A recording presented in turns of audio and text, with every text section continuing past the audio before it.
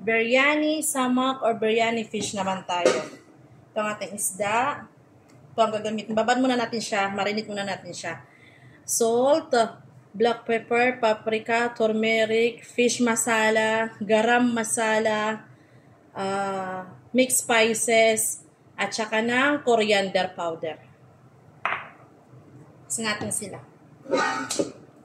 Sama-samahan na. Siyempre, lagyan natin ng olive oil.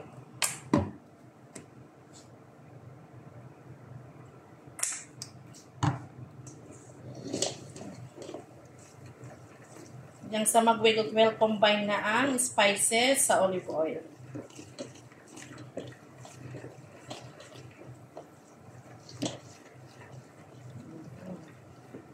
Pag ganyan na po, lagay natin fish. Fish. Marinate lang natin siya. Biryani fish or biryani samak. After ng marination, siguro mga 1 hour. Marinate natin siya ng 1 hour. Then, i-fry na natin siya. Siksikan natin yung mga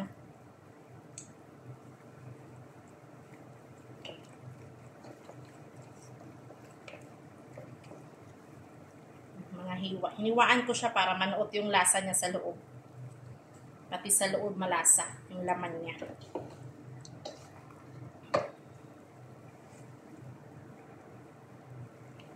Nanggalan ko na ng mga ulo kasi yung mga boss hindi ko makain ng ulo, sayang.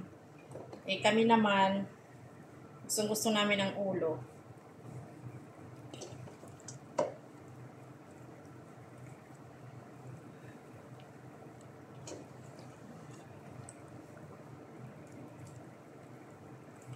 Pag ganyan na po, marinate lang natin ng maayos.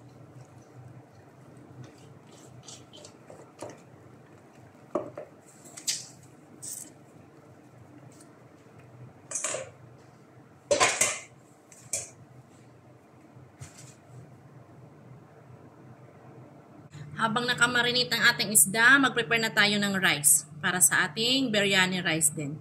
Hinugasan at ibabad lang natin to. Nag-prepare na pala ako ng priniritong sibuyas. Pang-garnish natin sa ibabaw mamaya ng rice. Prito na natin ang isda. Lagay lang tayo ng oil. Painitin lang natin. Pag mainit na ang oil, lagay na natin ang ating fish.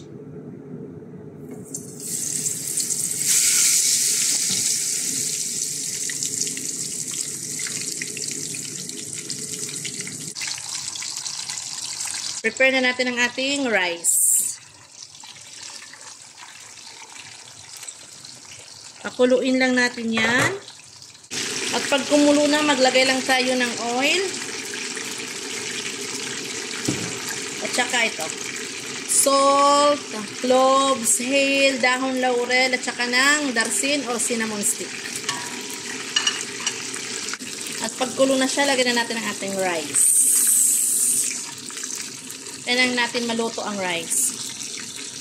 Mag-ready na rin tayo ng saffron or pampakulay ng ating kanin mamaya. Pag ganyan ang ating fish, golden brown at crispy, okay na yan. Pag ganyan ang ating rice, hanguin na natin siya.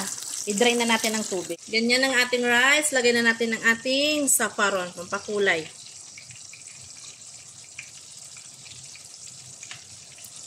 Lagay na rin natin ang ating piniritong onion.